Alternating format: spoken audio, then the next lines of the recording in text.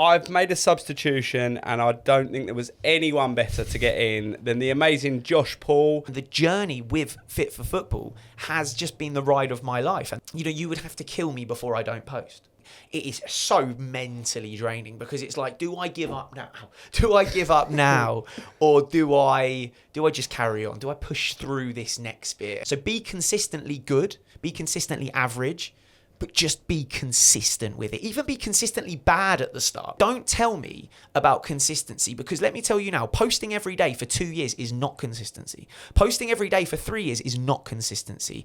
But when you get over that 3-year mark and you overcome all the obstacles needed and you continue to get out of bed for over 1,000 days of your life and you commit to getting in front of camera, that is consistency.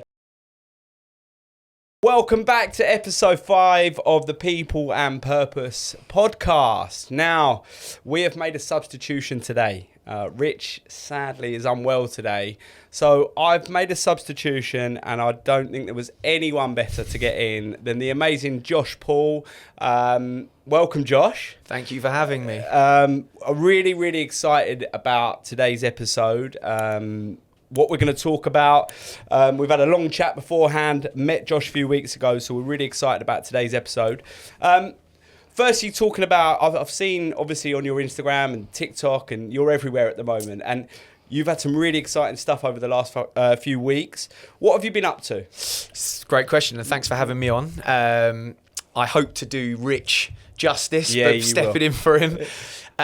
What have I been up to? I've been up to quite a lot. So I've been on a tour. So we've taken Fit for Football on tour. So we've been from everywhere from Bristol up to Cardiff, over to Scotland, to Wales, to Dublin, basically all around Exeter, all around the country, which now talking about it sounds like a massive thing. When I was doing it, I didn't really think much of it. But now, yeah, we've been quite a lot of places. So that's been really exciting. I've just finished a campaign for the World Cup with the England team, which was really exciting. Incredible. That was with EE, the phone network, who are the sponsors of England, which was a really good campaign. It was called the Yes Boys campaign, and it was around keeping children safe online, keeping them away from negative influence online, keeping them away from those voices that we all know exist out there that are kind of negative on the children. So that was around the England World Cup, and I had to speak with a lot of the England team and the Scotland team as well.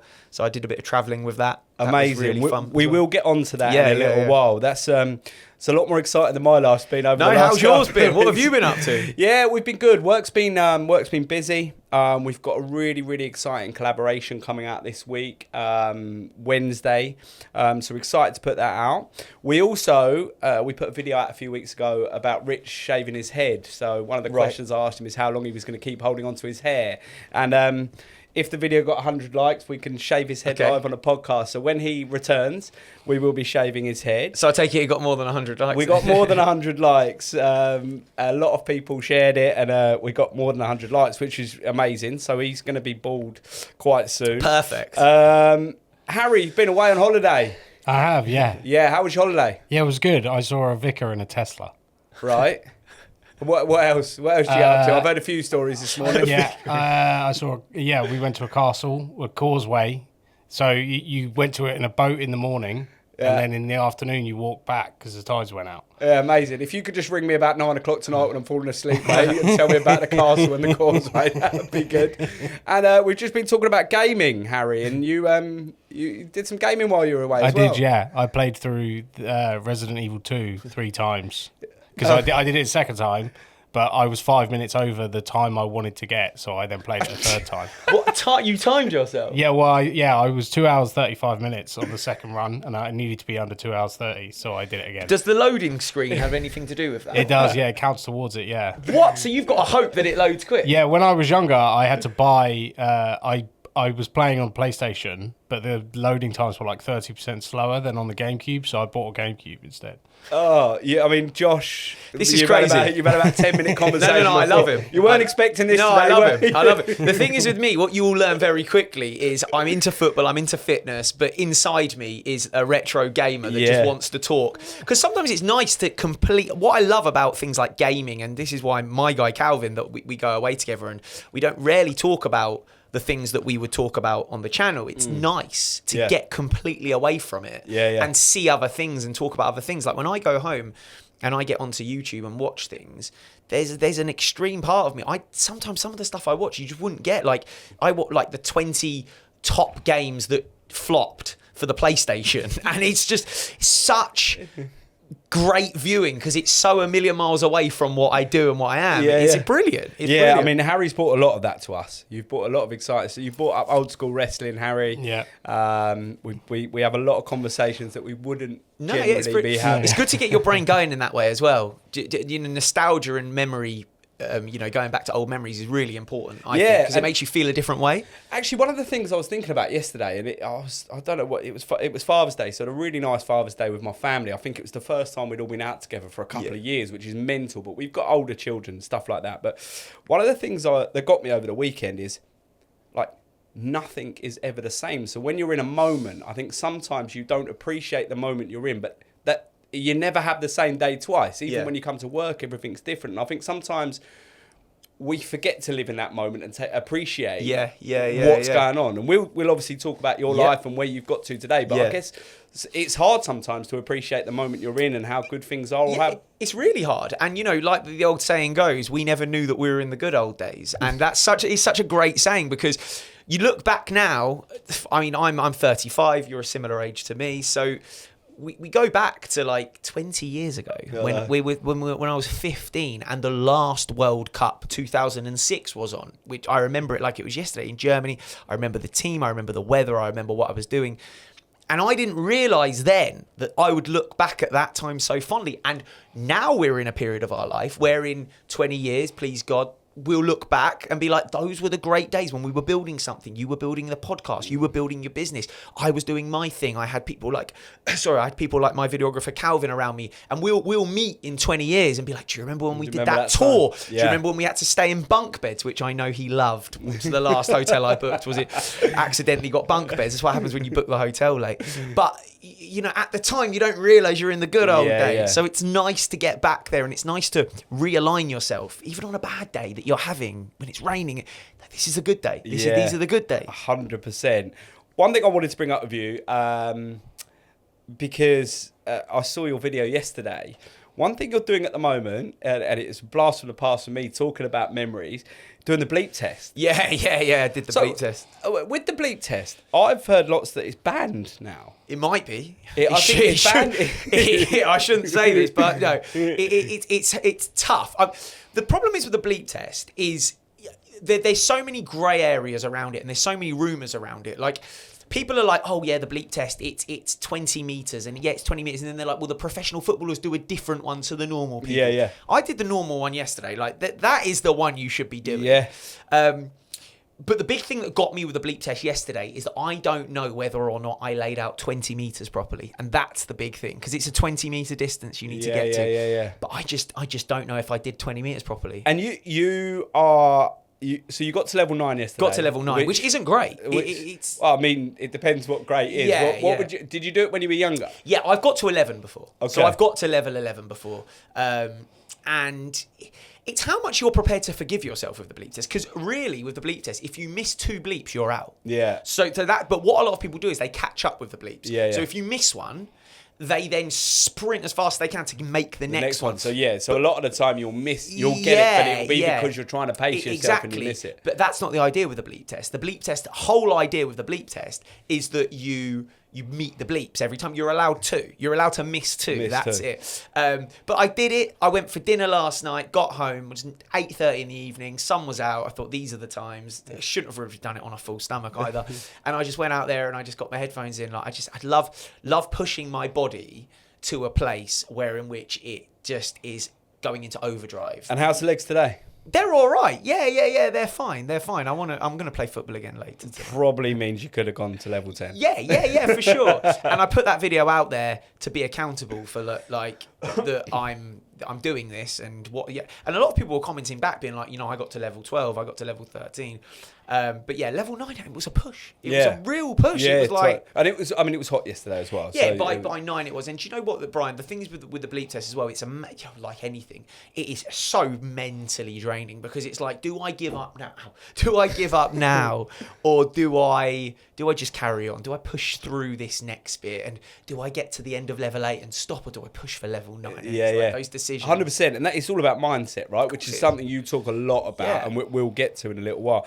I got to level 15 when I was fit. When I was about 21, I got to level 15. That's brilliant. But, I mean, I wouldn't get to 6 now. But what were you doing when you were you got to level 15? Yeah, so I was playing semi-pro, and I was playing football 5-6 times a week. So pre-season we'd always do the bleep test. Yeah. Who did you play for? I played. So at the time I was playing for Napiel. Okay, so it was like semi-pro level. So Bracknell, Sandhurst, lots of like local, done the circuit. Last thing I want to talk about in our week. So we've exciting build on our Wiltshire site today for our alternative provision. So that the building starts today, and the next 4 weeks we should really see that come alive, and we'll be bringing that to you as well. So the next part of the podcast, we normally talk about neurodiversity. So it's a big topic nationally. Me and Rich riddled with ADHD. I've seen a lot of your videos. You talk about ADHD in football and how to deal with different young people and different parents. So just wanted to ask you a question. A lot of your stuff, do you see a lot of neurodiversity? You've obviously been doing the tour. You know, do you see a lot of that in the young people you're working with? Have you seen an increase from when you started to now? Yeah. I think the thing is with ADHD, and something that I've noticed, is that it's been something that has been around forever. ADHD is not a new thing. It's not something that's just all of a sudden started. But what the thing is with ADHD is now is becoming much more diagnosed as a condition. You know, when I was growing up, if you had ADHD, you were a naughty child. That's just what you were diagnosed as. Do you know the amount of times I got sent out of the classroom for what now would have been ADHD symptoms? Not being able to sit still, having to speak, having to talk. So I think that, am I seeing a growth in ADHD? Yes. Am I seeing a growth in the behaviours that go with ADHD? No. I think ADHD, since I started coaching 15 years ago, has always been there. I've always had children, you know, being loud. I've always had children being fidgety. I've always had these children. And I just feel that now it's just becoming much more recognised as a condition. That's the important thing. It's a condition, just like having arthritis, just like being epileptic. Just these are conditions. And you come from a coaching background, right? You started coaching, and you've grown to where you are. So you've been coaching for a long time. Yeah. So you would say you've seen kind of these behaviours, and you've sort of understood them as such from the very start, because like you were saying, the certain things you went through when you were younger, you're seeing those behaviours and your understanding of them now when you're coaching these young people. I think the noise online around ADHD has brought a lot more attention to it, and I think that that's really, really important, because I think ADHD, like I say, when I was growing up, you were just a disruptive child, and you know, children will always be children, always be excitable. They will, and rightly so. So they should be excitable. That's, you know, they're children. They're excited by everything. But I think with ADHD, it just takes things up a little notch, where you just can't come back down quick enough to then settle back in with the classroom, which is now why we're seeing much more SEN helpers at schools. We're seeing much more neurodiverse like tools online. I think the best thing that we can do as a country now is make sure that every coach, every mentor, every teacher is really, really well read and well studied in ADHD and autism and things like that. It's definitely something that needs attention, and I think coaches need to be a lot more trained in it. I think a coach needs to be more trained in that than they need to be trained in how to deliver a proper warm-up or how to deliver a proper technical session. There's a lot of emphasis on delivering a good session, but delivering a good session is understanding the people that you have in your session and understanding what their needs are. Well, one of the things that I wanted to talk to you about today is, you know, I've run coaching companies in the past. I've worked for coaching companies. It used to be, you have a DBS, Yeah. Here's a bag of balls. Yeah.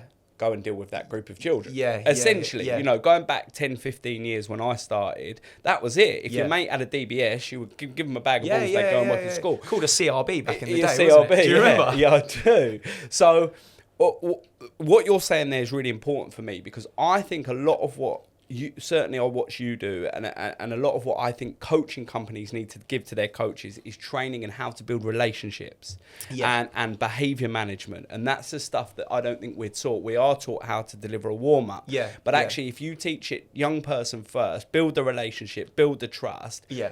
People don't learn from people they don't like. It's a big saying of mine. And I think if you can build that trust as a coach, and you can have the behaviour management, get to know the young people inside out, you'll get better coaching sessions because people are invested in it. Yeah, yeah. I think one of the biggest mistakes that we're making,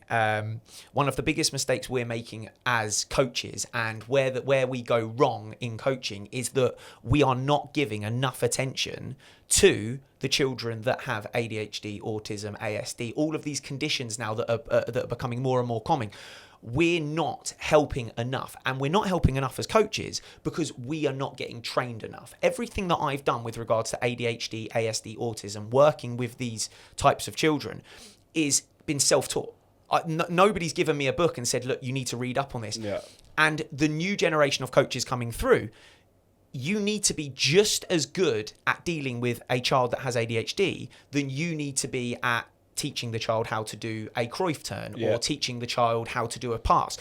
And we're catching up. It's definitely something that's becoming more and more common because we're talking about it more online. There's more focus on it in schools.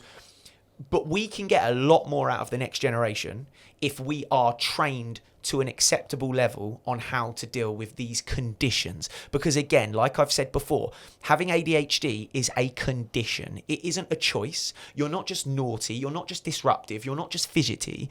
You have a condition. Just like you would have a condition where in which you couldn't run very fast, or you have a condition where in which you need you need to have an EpiPen. A nut allergy is a condition. These are conditions, and ADHD, autism, these are conditions, and it isn't enough anymore just to send the kid that has ADHD out and sit them out of the session. Those days are gone. Those were my days when I was a kid. I was the one that was getting sent out because I was disruptive.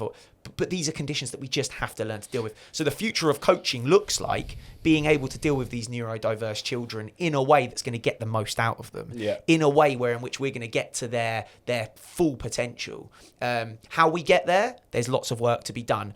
But if you're a coach and you're looking to get into the industry, start with being able to deal with those children first, because they're going to be coming up much more in your sessions. Yeah, it's the one thing I took from you when I met you. I mean, I took quite a few things from you, to be fair. But one thing I really took from our meeting when we met was you are looking to change how people coach, and they're the sorts of things that you really want to get. You want to help coaches be better. And you know, when I look at a lot of the local clubs, it's parents, right, who are coaching. And the one thing I take from you is you want every child to have the same chance and given the same opportunity, but it comes down to quality of coaching. Yeah. And that's something I see in you all the time when I'm watching your videos.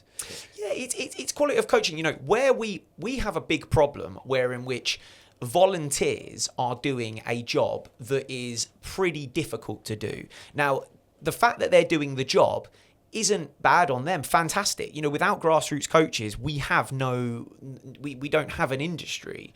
But there's a big but. They are not getting the help and support that they deserve, because there's the growth of football is happening so quickly. You know, 6 to 7 million children every single weekend kick off a football match, kick off a grassroots football match.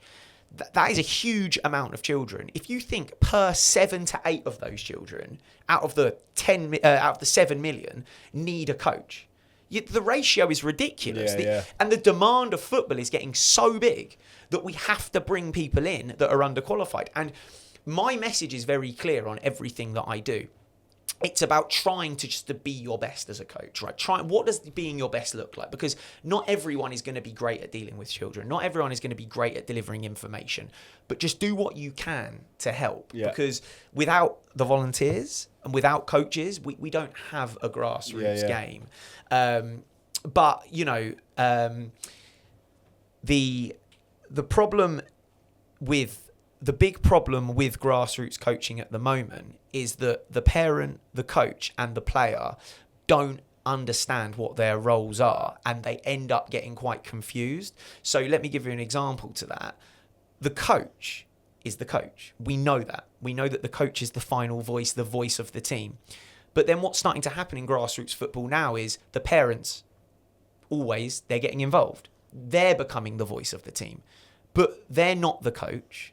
And then the coach is probably someone that is often quite timid, quite nervous about doing it. So they allow the parents to have a voice. So then what have we got? We've got parents and coaches who are kind of saying the same thing, but just in a different way. And then the people that get affected by that the most, unfortunately, are the players, because the players don't know who to listen to. They don't know whether they need to listen to the parent on the sideline giving advice, or they need to listen to the coach who they should be listening to giving advice. Yeah. And it all becomes a mess. And some coaches are very good. They say, parents, don't say a word. This is my job. Stay out of it. Some coaches appreciate the help. But the problem isn't giving advice from the sideline. The parent might be giving some of the best advice in the world. That's not the issue. The issue is that the player doesn't know who to listen to. So the player is going to grow up thinking that the coach's voice isn't the one voice that they should be listening to, thinking that they should be listening to the outside noise as well. And it just confuses the player over time. The one thing you get when you are a professional football player or a high-level football player, you get one thing from every player, and that is that they understand that the coach's voice is final. They respect the coach. They listen to the coach. They really, really answer to the coach. We're not teaching that enough at grassroots. Too many people are getting involved. Yeah. You know, there's too many chefs in the kitchen, as the old saying goes. And in the short term, it does work because a parent might help with some advice and the coach might listen and it might really help. But long term, with the problem that we have is that we're creating a culture of everyone can get involved and everyone's allowed a voice. You're not in football. The coach has a voice. And the parents are there to support. Yeah. That's where the line is. 100%. And you know, when you're talking there, you talk a lot about football. Football's what you do. I think that's the same in every sport. If you're not going to have parents giving advice for another sport. Yeah. But what I was thinking there is we deal a lot in education. You imagine a parent sitting at the back of the class saying to a teacher, well, you should have actually taught it like that. Yeah. And that's exactly the same principle. Yeah. And what you'll know is parents a lot of the time think they know better than the coach. Of course. Which is what causes the confusion. Yeah. Right? Really, really important. So let's get on to you. Yeah. Your life, what's been going on. Obviously, it's taken off, right? Yeah. Things have taken off for you. Talk to us about what not a lot of people see, and we were talking about this the other week. People don't see the kind of graft behind. Yeah. They see the success, right? They see how well things are going now. Yeah. You are someone who works incredibly hard, and you have for many, many years to get to where you've got to now. Yeah. So take us right back to the start of when the video started, how the idea came to your head, because you've done lots of different things over the years. Yeah. How did you get to the point where you were like, do you know what I'm going to do? I'm going to be really consistent. I'm going to get videos out to where you are now. Yeah, no, that's a great question. Thanks for asking it. Story goes right the way back to 2007, where I met a mutual friend of ours, CJ, who obviously you know. That's where I met CJ when we were doing our coaching badges together way back when in 2007. Became a coach, started doing all the usual coaching stuff that you would do, your after school clubs in and around this area, going out towards Berkshire. And then over time, I didn't really enjoy the after school club coaching so much because it can often turn into babysitting. You can't really coach too much. You're there just to look after the children, which is great. Then I went into other things. I went into things like events, and I started doing like music events and things like that, in which I had to talk to a lot of people. I had to build my communication skills up really well to do that. And then I came back to doing the football coaching just after COVID. COVID was brilliant for me. It was something that stopped my life in its tracks completely. It made me really start to understand who I was and what I actually wanted out of my life, what my values were and what I wanted to go with. And Fit for Football is basically the perfect name for what I wanted to do. I was playing football at quite a low level, just, step 6 sort of level, which is okay. And I wanted to get really fit for it. I just wanted to be the fittest player on the pitch. All I wanted to ever be was the fittest player on the pitch. So I then started just documenting what I did. 5 exercises that I do in my garden, 5 exercises. Never spoke on the videos, just tripod with the phone and just doing these jumping videos and these ball movement videos. I must have made hundreds of them. And it just was never the intention was to do coaching on the page, never was the intention to do public speaking on the page. But like anything in life, the journey to get there is the most exciting bit. And the journey with Fit for Football has just been the ride of my life. And that's why I love it so much and why I've committed so much to it, because every day I get up with one mission, and that is just to deliver some information to the world about football, fitness, mindset, nutrition, whatever it might be. And I can't tell you that, like, it's something that I really, really am. They always say, don't they, that you should lead with what you are as a person. If you're going to do a business, if you're ever going to do anything in life, make it as realistic to what you stand for. If you hate rugby, don't go and work in rugby. If you dislike swimming, don't go and work at a leisure centre around swimmers, because your energy is going to be wrong. And just, I promised myself that I was going to post every day, and without meaning to sound too dramatic, you would have to kill me before I don't post. It's like that's the benchmark that I laid out to myself. Like, I'm going to post on this every day as long as I can, and as long as and that's where it's just grown from. 5 years of posting, 5 years of getting better. The posts at the start, if you were to look at my posts from 5 years ago, they were rubbish. They did a job, but they were badly edited. They were misspelt, but I didn't care. Yeah. Because you shouldn't care. When you start anything, the idea is to not care about how it looks. It's just to get it done. And did you find it hard initially being on camera? Yeah. I definitely found it hard to get across my point, because the thing is with being on camera is very, very different to how it looks. Like, when you watch a content creator and you see them upbeat on camera. Now, everyone that watches a content creator, everyone that watches my videos would watch them and most likely think to themselves, he's just filmed a 1.5 minute video of him giving a speech. That must be really easy. Why is this guy so well known? All he does is give speeches, right? From the outside looking in, most people will come across my page, and if they want to be a bit of a hater and they want to be a little bit nasty, they will just review my stuff and they will be like, he just talks to children. What on earth? What is this? Like, well, why is this guy getting a following? Why are people... But being able to speak to children consistently for over 4,000-5,000 videos, that's where the magic is.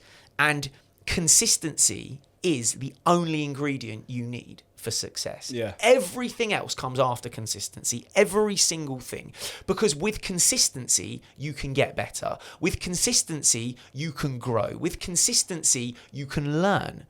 But the problem where a lot of people go when they start something online is they're not consistent enough. And don't tell me about consistency, because let me tell you now, posting every day for 2 years is not consistency. Posting every day for 3 years is not consistency. But when you get over that 3-year mark and you overcome all the obstacles needed and you continue to get out of bed for over 1,000 days of your life and you commit to getting in front of camera, that is consistency. Yeah. And I just feel that if anyone's watching this and they can take something from what I do, Fit for Football is just a vehicle of consistency.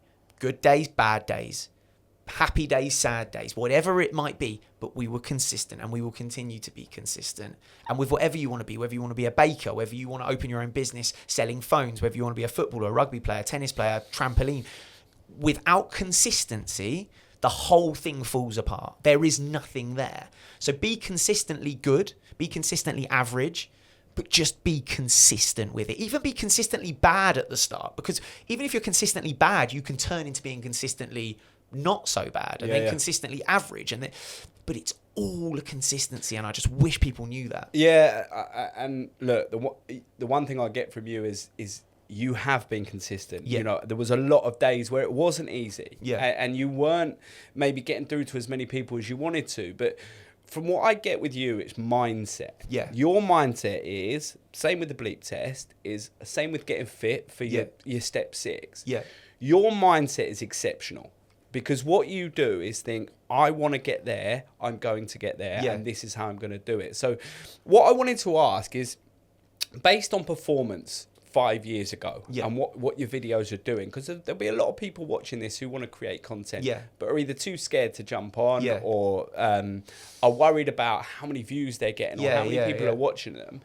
How did you deal with the bits where you thought it wasn't going anywhere? Did you have to change direction? Did you, and which you have, obviously, you said you started doing fitness and then you went into the football side of things and you've gone now into assemblies, which we'll talk about, and other things about public speaking. Did you have to how did you deal with the stuff when you felt it wasn't going very well? You got to look at it as a process. You got to look at it as a journey. Like, people talk about good days and bad days. I talk about good years and bad years. I talk about good decades and bad decades. Like, me and a lot of people are different. I demand long-term vision over short-term vision. Like, there are still days now. I've had one this week. Because I've been so busy going around on tour, the content that I've been making has been not the best. Because I need time to plan, I need time to think, I need time to read, I need time to listen. You know, I've had a week, literally, brilliant that we talk about this. The week I've just had is probably one of my worst weeks with regards to viewings, to regards to people being mean to me. Like, it's been, and anyone on the outside looking in would be like, well, you've got like over 1 million followers. How do you still have bad weeks? Believe me, like, Cristiano Ronaldo still wakes up and has a bad day at the office. You're not immune. People think you get to a certain point of success where you're immune from having bad days. No, the bad days just come and they're even more fierce than what you would expect. So if we talk about like a period in which videos aren't doing great, I'm running low on money, business isn't going great, what does Josh do in that situation? Josh just keeps going. Josh is just on a journey, and I'm a big believer in I'm staying true to myself every single day. I go out, I'm trying to be as kind as I can to people. I'm trying to do good. If that isn't enough, then okay. Yeah. But like, you know, the saying that I always use is, and it's on my bio on Instagram, and this is what I will die by. I'm just doing my best. Some days my best is better than others. Today, you've got me. My best is I've slept well. I've had a coffee this morning. I'm well fed. This is a good best. You might get me on a Friday when the weather's terrible outside and I'm tired and I've got bills to pay and I'm really stressed because my amazing videographer is not very well, so he can't come and film me. And that's me stressed. Yeah.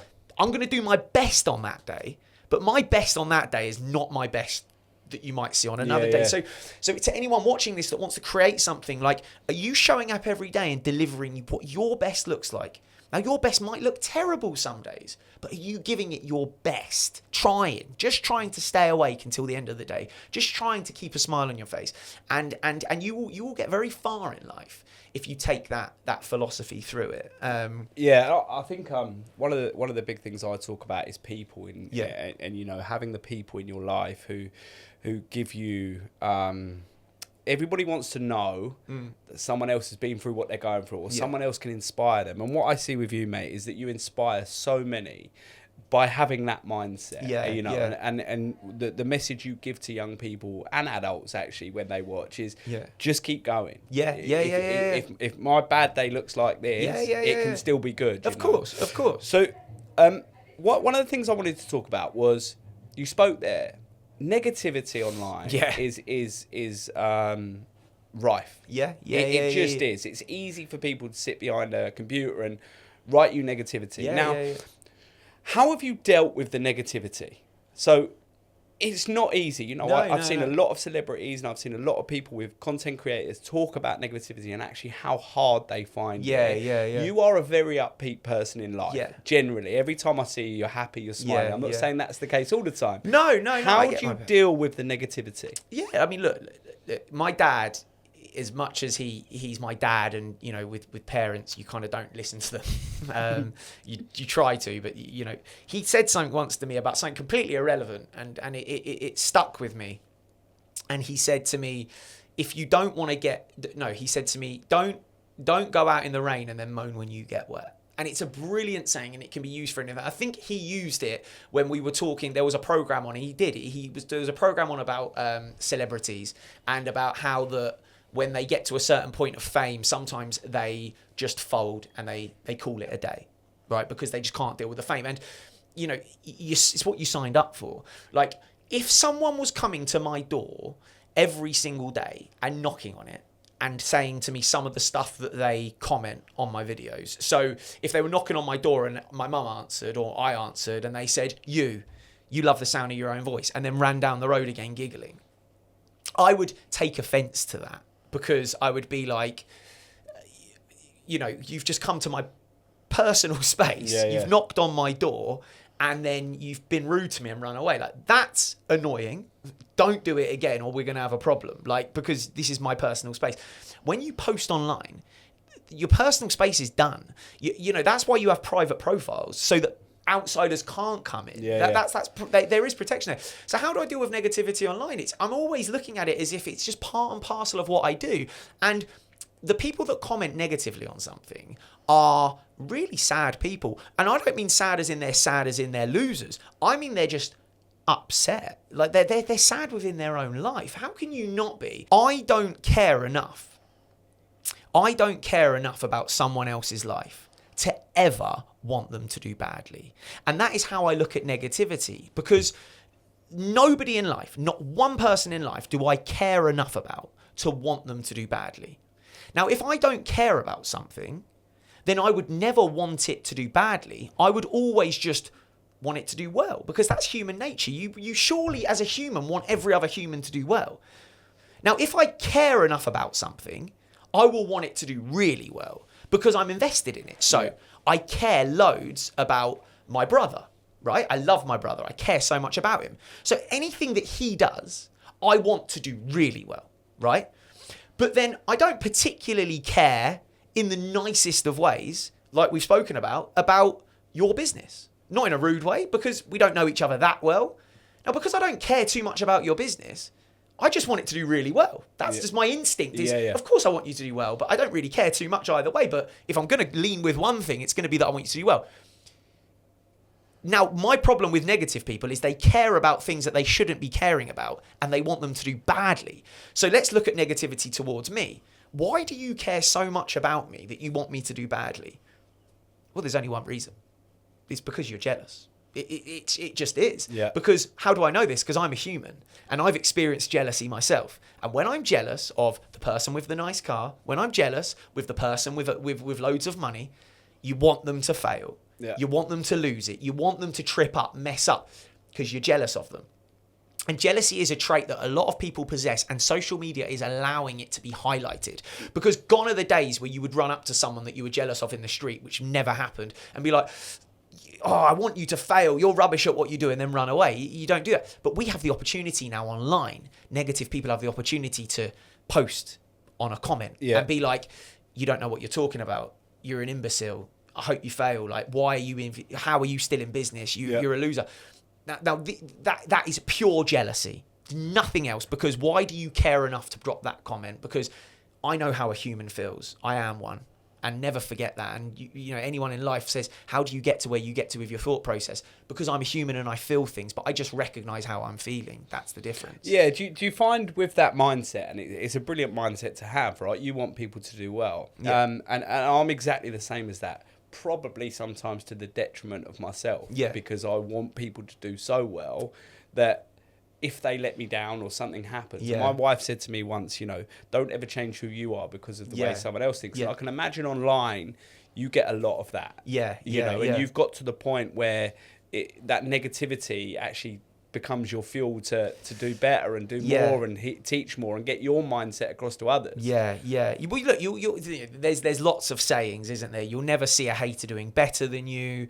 You know, you're either being spoken about, or you're either being talked about, or you are you're either being spoken about badly or you're not being spoken about at all. Now, you know, as being an online person, you want to be getting spoken about badly, because if you're not being spoken about at all, then it means that you're not making a big enough impact. But people will be people, and I think the more we try and control what people do, the more frustrated we get. Yeah. The big reason behind frustration in life is that we try and control something that is just out of our control. We just don't have control over it, so we get angry and upset about it. But really and truly, we go back to social media, and a lot of people are just unhappy with their own lives. Yeah. They're unhappy. So you know, it might take me ages to create content. It might take me ages to develop videos, but it takes you 10 seconds to tear it down. It takes you absolutely no time to tear something down. But, you know, like we spoke about earlier, I do believe that there's a lot of unhappy people out there, like we've spoken about. And I also believe that when it comes to starting a new business or starting a new venture, there are 3 reasons why people don't start something in life that they probably should be starting. The first reason is that they're scared to fail. The second reason is that they're scared of what other people are going to think about them. And the third reason is they're scared of what impact it's going to have on their already current life. But if we go back to those 3 concerns, the first one, scared to fail, well, guess what? You're going to fail. And you're going to keep failing, because that's life. You only get success through failure. So you need to just accept that you're not perfect and you're going to fail.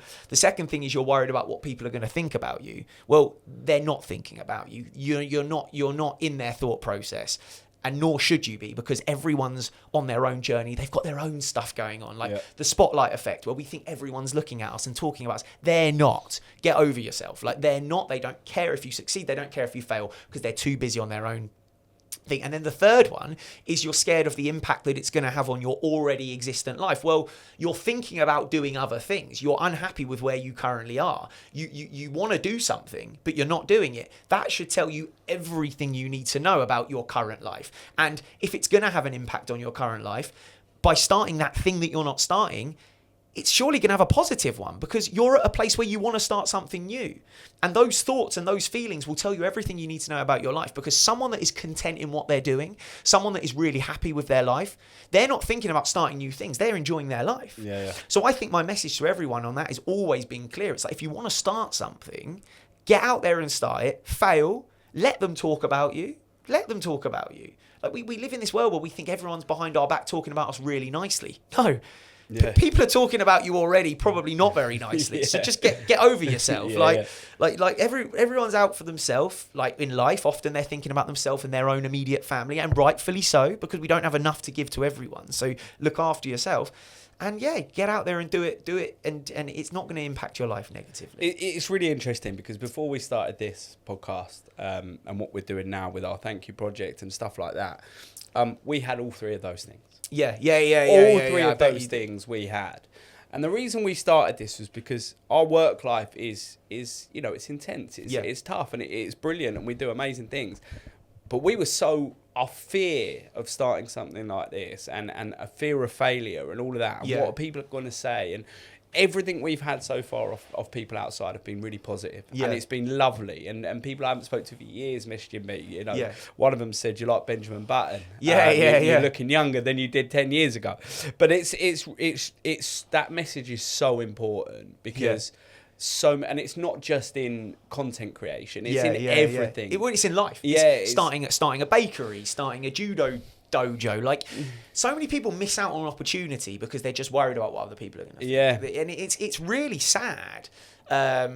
And I think success is one of those things as well, where in which you don't know what success feels like until you've had it. And the steps to get to success are always the same. Sacrifice, dedication, hard work. We know them. We know what the steps for success are. But you don't trust something unless it's worked for you. So 100%. You speak to a guy in his mid-30s who's still at a safe job, making X amount of money. Nothing wrong with that. Absolutely fine. You've got what you got. But you really want to do something else.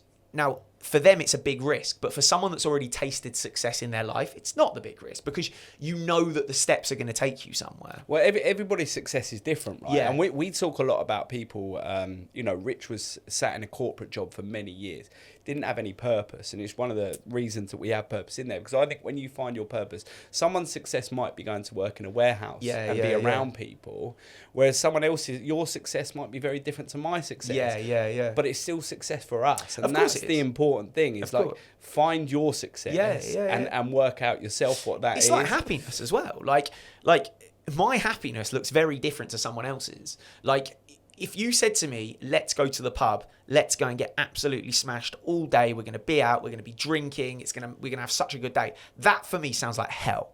Maybe when I was younger, that's my happiness. Yeah. My happiness, honestly, is putting my headphones in, getting on the train, going to London and walking.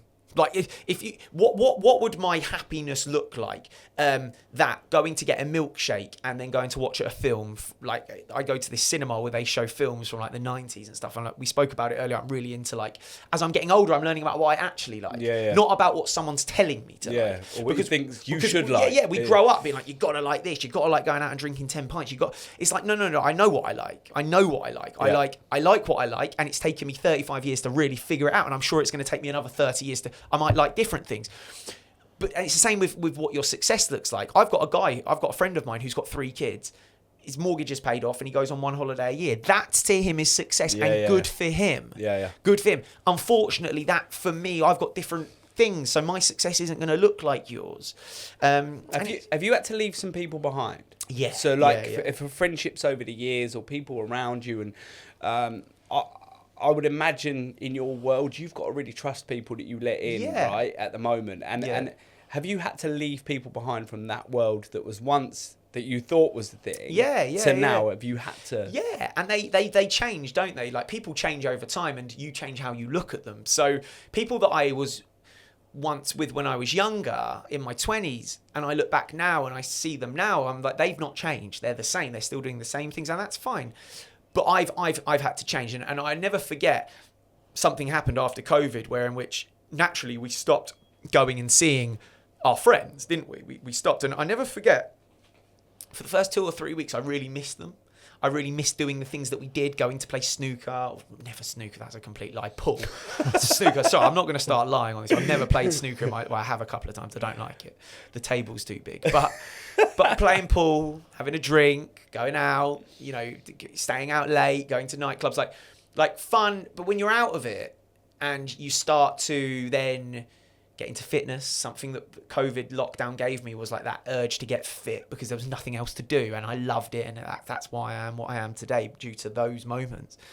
But it's funny because we just can't have a conversation with them. Like, I've got people in my life now where we sit down and we go for lunch and we've just got nothing in common anymore because that part of our life has gone, and that's nice.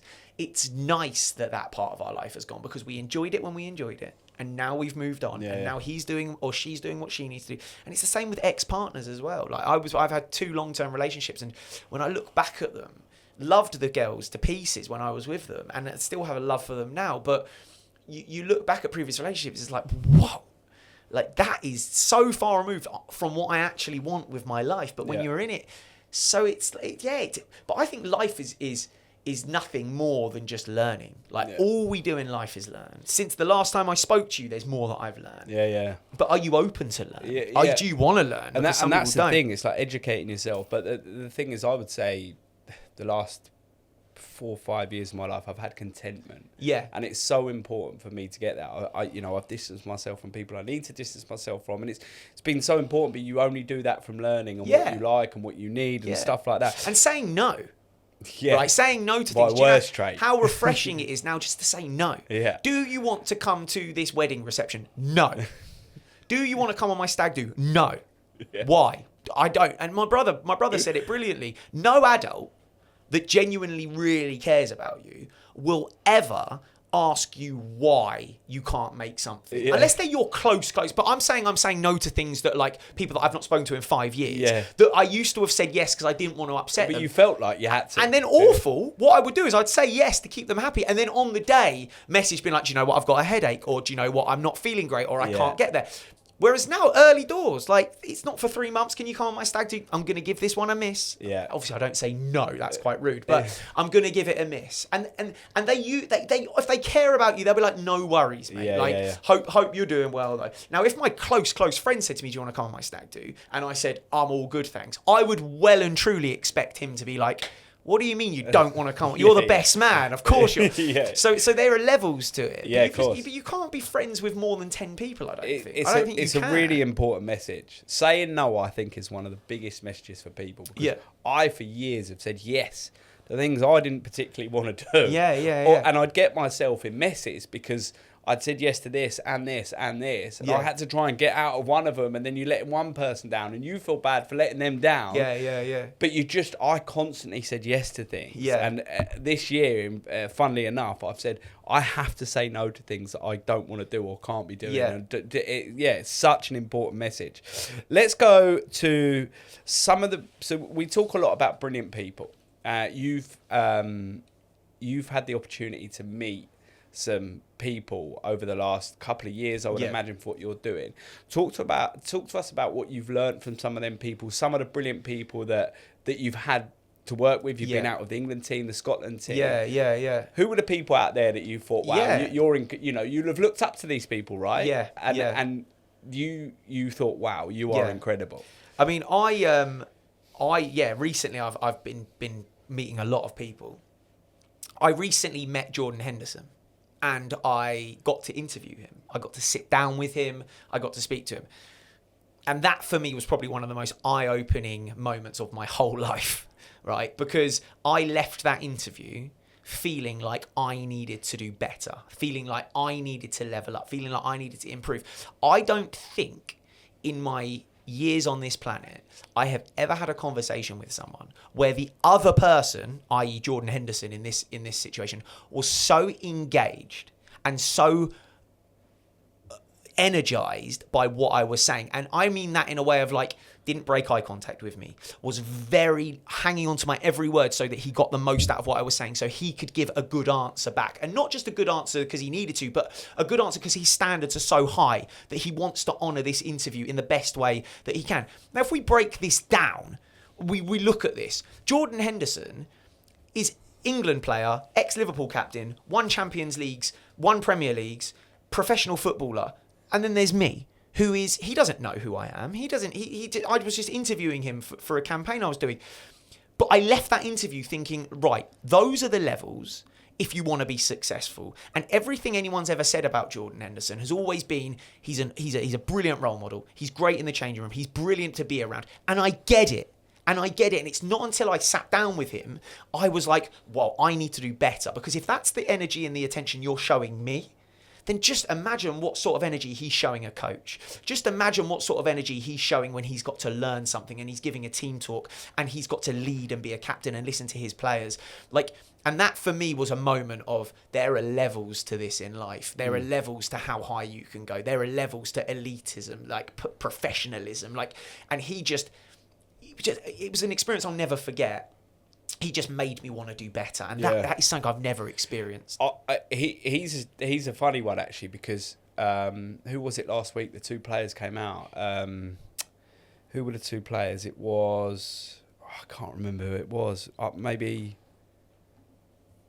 I can't remember who the two England players were that came out, and they said he is pivotal. To this squad. Yeah. He is one of the most incredible human beings I have ever met. And they were saying he has just brought camp from here to here. Yeah, he will do. Because of exactly the same as what you're saying. I've never heard a bad word spoken about him.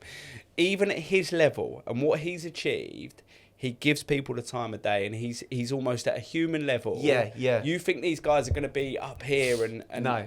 It weren't like that at all. No, so he's someone for sure that will live with me. I've recently been around coaches as well, and coaches are an interesting one because there's lots of different coaches out there. There's lots of different styles with coaching, but I've learned a lot from good coaches. And something that I will always say is being a good coach is like being a pilot, right? So you've got to be a leader. So being a coach is like being a pilot. And what I mean by that is when you are coaching someone, certainly when they're young, their life is pretty much in the coach's hands. Just like when you get on an aeroplane, really, your life is in the pilot's hands. Well, let's think about it. So I always use the analogy of if I got on a plane and the pilot got on the tannoy and said, we are coming into turbulence, so put your seatbelts on, but do not worry because I am the man. You know, I know what I'm doing. We're flying at an altitude. Sit back, have a drink. We're going to get to our destination. We're going to be safe. We're fine, right? That's how I would want the pilot to speak to me. Just like if a coach is speaking to a child and the child gets something wrong, you would say to the child, don't worry, it's fine. We're going to do it again. We're fine. Breathe, calm down. This is fine. That's how you should be coaching with children. Now, imagine if the pilot came on the tannoy when you hit the turbulence and was like, right, buckle up. I do not have a clue what's going on. This isn't good. And he kept, this is not good. This is not good.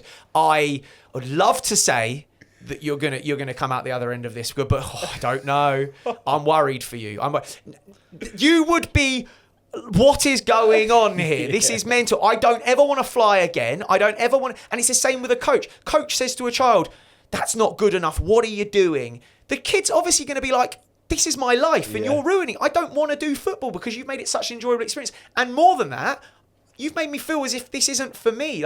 So it's if there's one thing I can always say to the coaches is try and always remember that pilot analogy because it's something that I created. It's something that I live by. Like, just be aware of how important you are in a child's life as a coach, and what you say can have such a long-lasting effect on whether they want to play football again, whether they feel safe, whether they're happy, whether they're energized. Because, you know, a child goes to a coach to play football. That is the child's life. They want to be a footballer. They want to get better. And the coach has to be able to deal with that in a way that is, even if the child is not very good, you can't say this isn't good, this is bad. You've got to say things like, we're going to get through this. And eventually the kid will improve. And how sometimes they won't improve. And they will want to maybe give up playing football, give up whatever they are doing. How do you feel? You must have had young people over the years that have given up playing football. Yeah. But ultimately, that should be their decision. Yeah. Right. Yeah. So how do you kind of deal with that situation? Yeah. There's two conversations as a coach that I love having, and I mean love having. Okay, and they're not what you would expect. The first conversation, of course, you would expect it, is when a child comes to me or a teenager comes to me and says to me, Josh, I got into that team, or Josh, I got through the academy trial and I'm now going to go and play for the men's team, or whatever it might be. Like a conversation of like, congratulations. I love having that as a coach. Every coach loves having those conversations because it shows that your hard work's paid off and that the players listened and that they're developing and they're getting what they want out of life. The other conversation that I absolutely love having is when the player comes to me and says that they want to give up football. And you might sit there and think, why would you like that conversation? Because the player has made a decision. They've made a decision that football for them is now not for them. And people always say, well, it should be your job to keep them involved in football. Look, if someone decides that they don't want to do something anymore, it is not my role and responsibility to make them carry on, because we're not dealing with 5 and 6 year olds here that might like football, that might not. We're dealing with 14, 15 and 16 year olds that have got to a point where they understand that they don't want to put the work in anymore because the work is necessary. You don't have a choice. And if you're fighting to become a pro footballer or an elite level footballer and you're at 14 and you think to yourself, do you know what? I just don't have it in me, because you've got to have it in you, right? There is a thing with a footballer. They have it in them to eat well, to sleep well, to play, to train, to sacrifice. If at 14 you don't, I love that conversation, because we put the balls down and we go and have a coffee together, or we go and have a drink together, and we just sit and we talk about what that player's going to do next. And they've got all these ideas. I'm going to go to college. I've started playing tennis now, and I thank you for all the help you've given me, but I'm now going to go and do that thing I wanted to do with the BMXing. And it's like the player, I love that conversation because the player has found some identity, because they're told from a young age, you're going to be a footballer, you're going to be a footballer. Sometimes they're not. Sometimes they just don't want to be. And it's like you were saying earlier, right? You have to enjoy what you're doing. You have to want it. You have to want it. You have to want it. It's like, and what you can do as a coach, though, is the transferable skills, right? So when they go and do something else, it's giving them the belief that they can do something else. And that's the importance in that conversation. Yeah, and it's also as well, like, they have established and they found a personality for themselves. Yeah. So they've realised what they are, or at least what they want to become, because you have to want to become a footballer. There's no point in your dad or your mum saying you're going to be a footballer, because if you don't want to become that, your parents can't make you do it. Yeah. And what you often find is when children get to 13 and 14, they start to figure out their identity a little bit more. They start to go through changes in their body. They do. It's sad to say, but they realise that they don't actually like football as much as they thought they did. Yeah. And in order to be a pro footballer, you have to sacrifice everything and absolutely want to jump out of bed every single morning and go and win the day. Go and win whatever it is that's in front of you. A training session, a gym session, a stretching session, a rest day, a match, whatever it might be, a trial. You've got to want to go and win that. And you can't coach that. That's in you. That's a thing that's bred in you, or it's in your DNA. So those are the conversations that I love having. My son is a prime example of that. He thought I wanted him to play football. Yeah. Because I played football. And it got to, he was 11, 12, and I said to him, go and do what you want to do. And he just got the main part in a play the other day. Oh, amazing. And he was incredible. But he had to do what was right for him rather than what he thought what was right for me. Yeah. And he's done incredible. Just want to move on. You're doing a lot of public speaking. You're doing a lot of, one of our first conversations, we do a lot of assemblies in schools, and you've said you'd love to be a part of that. Talk to us about the assemblies, because I think you're getting really important messages across to young people in schools, and you're doing a lot of public speaking. What are them sort of topics that you're bringing into assemblies? Yeah. So I always go back to when I was at an assembly when I was a kid, and when you had the person come in to the assembly to talk to you. You would have a local policeman, you'd have a local fireman, a local runner, like a local MP, like whatever it might be. And I just remember how bored I used to be. All right, I just remember how me and my mates would used to switch off, right? Because rightly so, like there's a guy in front of us and he's preaching to us about something, and he's just, or she, they're not trained, and nor should they be, to speak to children, right? So it's often a policeman. Why would a policeman need to speak to a bunch of primary school kids? It's not going to happen. But what I took from that experience was, when I go and speak to children, I'm going to get the most out of a 5-minute window that I might have with them, or sometimes it's less. Sometimes we go and we get it's a 15-minute speech, but you've got them for 2 minutes, 3 minutes, and then kids will be kids. Understand they're going to switch off. Like, you're not. People think that they've got words of wisdom. No one's got words of wisdom for a kid. Kids do not care, right? I always say, if Messi was stood in front of a kid, they would still switch off, right? They love Messi, they love Ronaldo, but they'd still switch off. Yeah. So what makes you so special? Do you know what I mean? Yeah. So what I try and do when I speak to children at public speaking and assemblies is I try and make it fun. So I have things that are going to capture them. So I did one about Cristiano Ronaldo being the person that's missed the most penalties. And do you know who scored the most penalties? So I'm giving them facts. So Cristiano Ronaldo's missed the most and he's also scored the most. That's a great fact. It's a great nugget. And then behind that is a lesson. The lesson is Cristiano Ronaldo didn't give up after failing. He carried on and he became the most successful. And what I try and deliver in those speeches is some easy to digest information for the children, where they're not going to get bored, and where they're going to leave there learning something new. But you have 5 minutes to do that, and the other 10 minutes are probably spent getting them to move around. We get them to do things like activities, where we got one to do one recently where they were all waving their hands like that. One side of the assembly and the other side of the assembly were telling them to stop waving their hands. And this is a lesson that I do, in which you will never have control over what someone else does. And it's a visual experience where kids on one side are waving, kids on the other side are telling them to stop. They don't stop. Just remember, when someone's being nasty to you, when someone's not including you in a match, when someone's bullying you, because we all know it happens, just remember that your actions are out of their control. Yeah. And you get the message across by these visual things. Yeah. So we try and do that. And we also try and do things like get up. We did one recently where we went to a school local to here and we said, get up, go and say something nice to someone. Yeah. I know it's cheesy. I know it's very cringe. I get all that.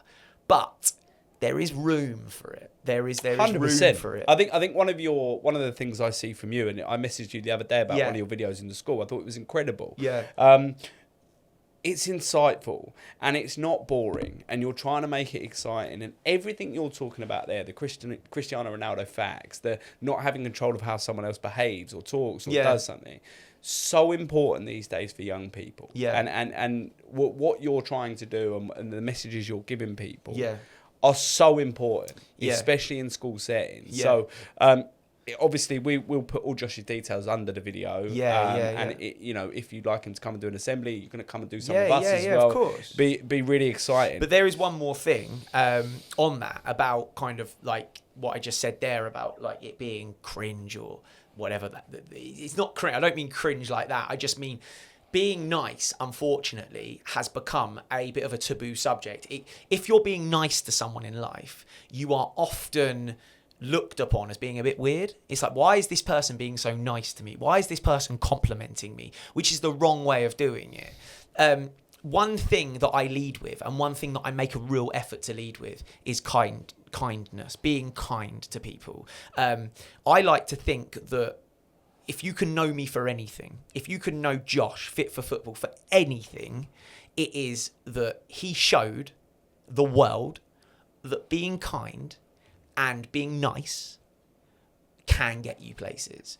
Because we're told that the nice guy finishes last. We're brought up in an industry where it's like, you can't be kind to other people. It's every man for themselves or every woman for themselves out there. And it's a dog-eat-dog world. No, it's not. It's not. Like, and I hope that what I'm doing and what I'm creating is evidence of that, because I've never left a nasty comment in my life on someone's thing, ever. And I have never, ever shown public jealousy. As much as I would, of course I've been jealous, but I've never broadcasted it in a way. And those are hard things to do, especially when you're in a position in which you're getting peppered so much from other people. It's very difficult to keep your mouth closed and to keep being nice. But let me tell you now that the one thing where people go wrong is that they feel that leading with negativity is going to get them somewhere. And everyone that leads with negativity that comes into my comment section, that comes towards me, are not as successful as me. And that is not in an arrogant way. That is in a way of, look, this is how your thing's going. This is how my thing's going. What would you want to lean into? Because this is what being nice and kind looks like. Even when I don't want to be, I still try and force myself to be kind to people. And mate, I'll be honest, that's the thing I've got from you every time I've met you is you are kind, you are genuine, you are authentic, and you're trying to give people a better way of doing things. And it's a massive credit to you and everything you've achieved. We talk a lot about kindness, right? And I'm going to put you on the spot a little bit here. So we are running something called the Thank You Project. And it is about kindness. It's about unsung heroes. It's about people in your life that you have maybe never thanked. I think we say thank you a lot in the moment. Who would be someone in your life you would thank for something they've done for you that you maybe never have thanked?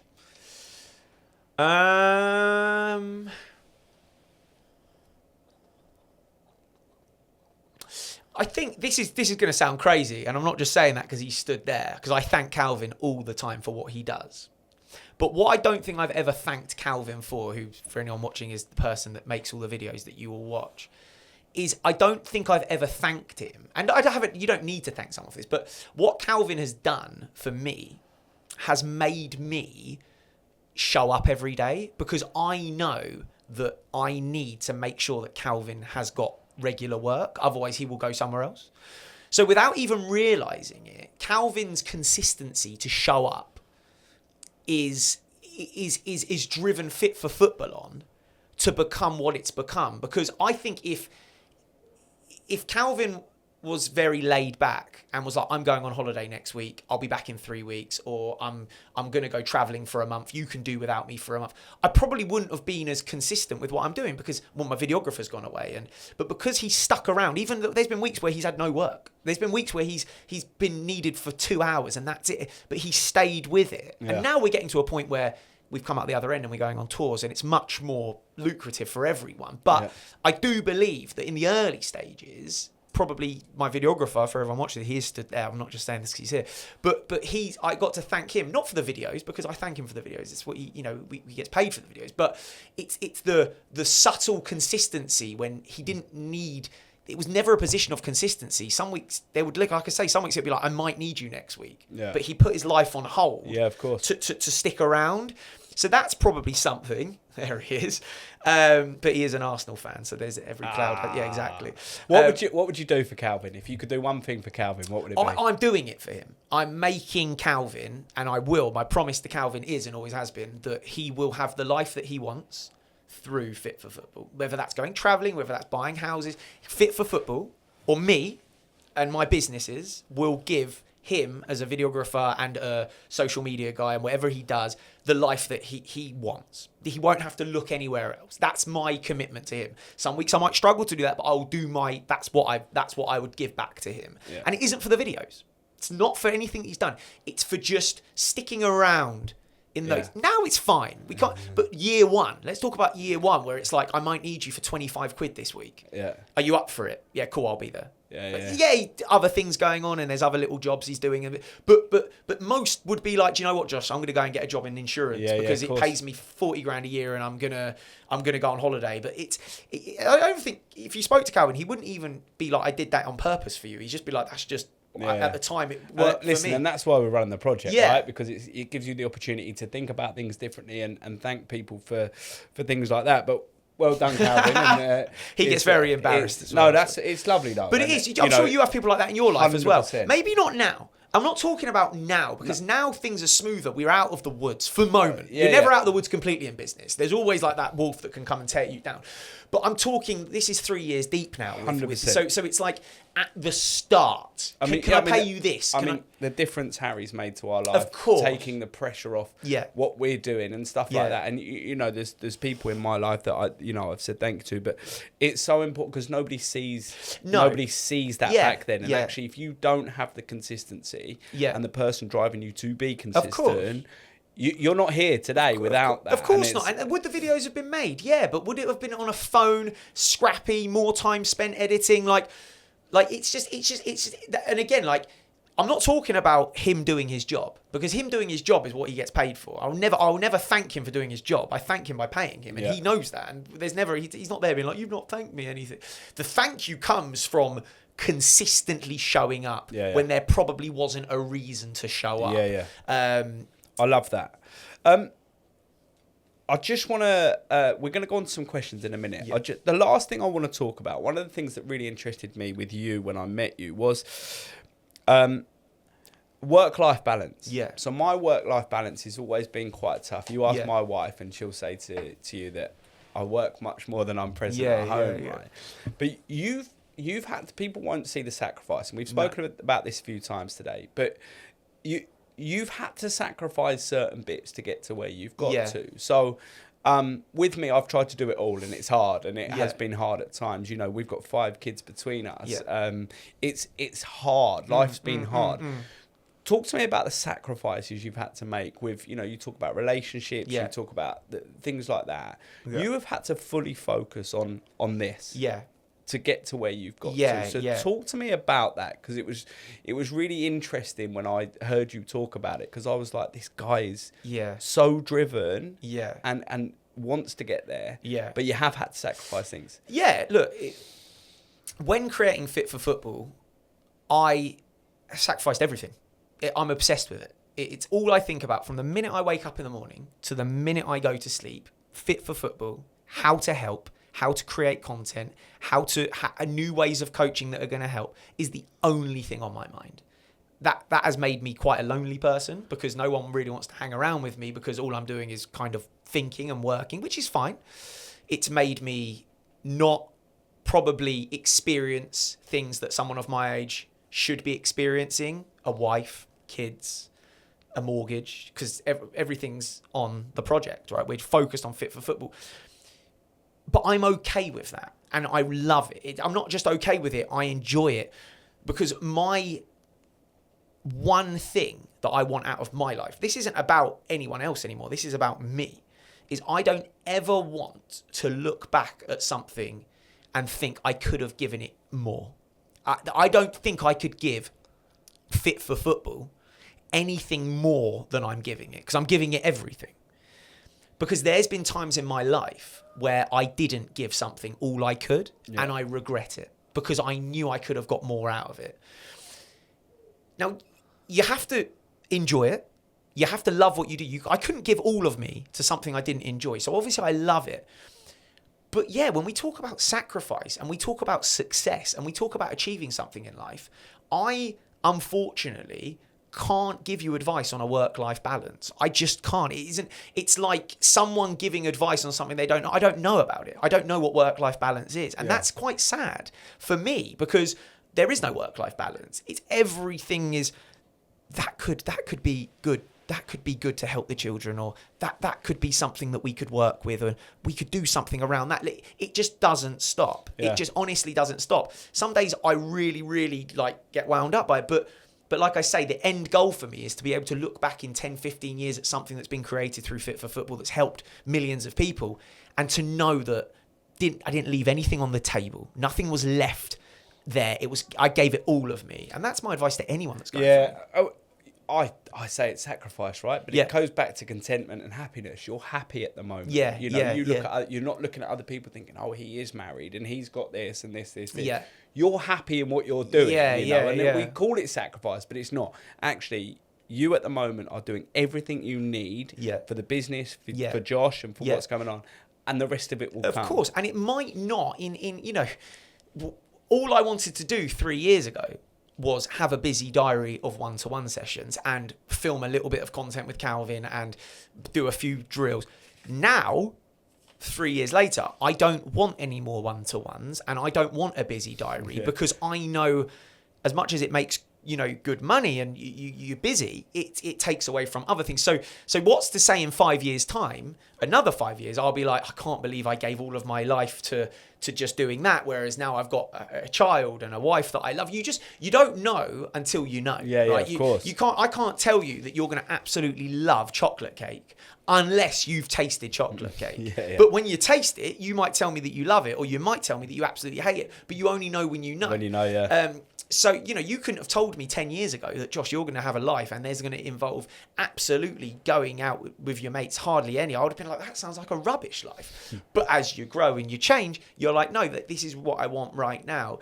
But I think the one message that I try and deliver through Fit for Football is, if you want something, if you really want something, whatever it might be, starting a podcast, doing this, doing that, like, the only way you're going to get it is by going all in on it. Because if you dip a little toe in the water, it's too easy to stop.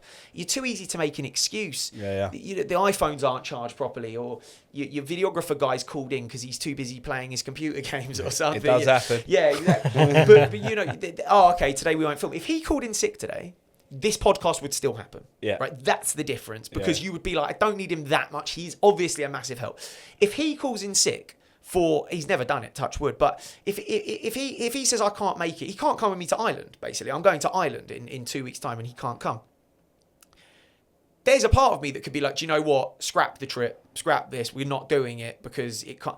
I'm going there and I'm going to make do with my iPhone, and we're going to try and get bits, and we're going to try and get some behind the scenes stuff, because I know I have to do that. Whereas when you're not all in on something, it's too easy to say no. It's too easy to say, oh, do you know what? I'll stay in bed an extra day. It's like when I used to work for myself, like on other things, and it was like, I could go out and work, or I could just watch Netflix. The weather's not great. It's like, well, I'll go with that one. It's like, yeah, but you don't want it enough. That tells me that you just don't want it enough. Well, last question from me, and then Harry's going to go on to his questions. What's the work that goes into each video? So, like, I would imagine you've got a really creative mind. Yeah. Right? And you say, I'm thinking about it from when I wake up to when I go to sleep. How much work goes into what videos come in tomorrow? So, this is an interesting thing. A lot. And I'm learning that a lot more goes into it, because as we do more videos, there's more expectancy on the videos. Now, the promise that I've made to myself and everyone is, I'm never going to change the style that I do. So we might get drones and stuff, but we're never going to try and be something that we're not, because you can't make 5,000 videos of something that you're not. You can't even make 1,000, 100 videos of something that you're not. That's why.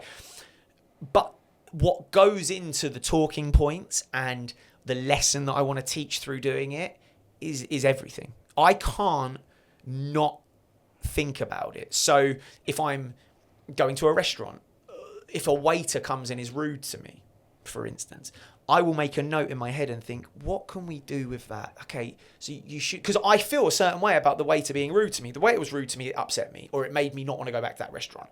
So let's talk to the children about rudeness and about why you should, even when you don't feel like it, try and show up as the best version of yourself. So every aspect in your life, you are single, taking it and trying to relate it I saw in a way. a guy running for the train the other day, and I thought, running for the train, he's going to be late. That's like getting to football training late.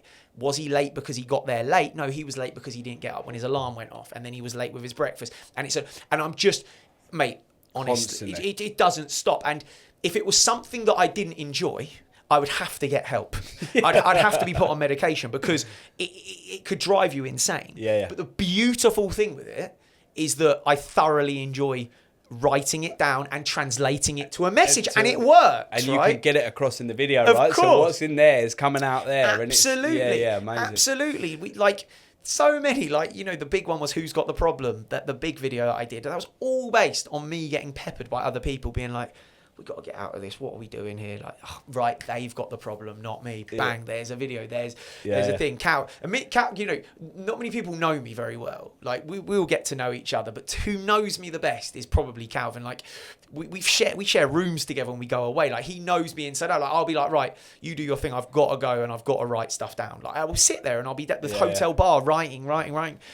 Because if you said to me, go and write some scripts and go and write some content, I wouldn't be able to. It has to just flow. That's not going to work. Flow. It's like writing a song, I guess. It's helpful. But however well you're doing, you still have to put in the work. That will never change. Behind the scenes. Yeah, that will never change. And that's the bit. Some people can rest on it. Yeah. But you have to go and write what's in your head and how you can perceive it. And it's, it's inspirational. And I have to say, listen, today's conversation, we're going to go on to some questions, but today's conversation has been really inspirational. Yeah. For me, I think you're doing an incredible job in everything you do, and just keep it up. Harry, let's go to your questions. Right, so you ready, Harry? Yeah. So they're not going to be on the screen. I'm just going to ask you.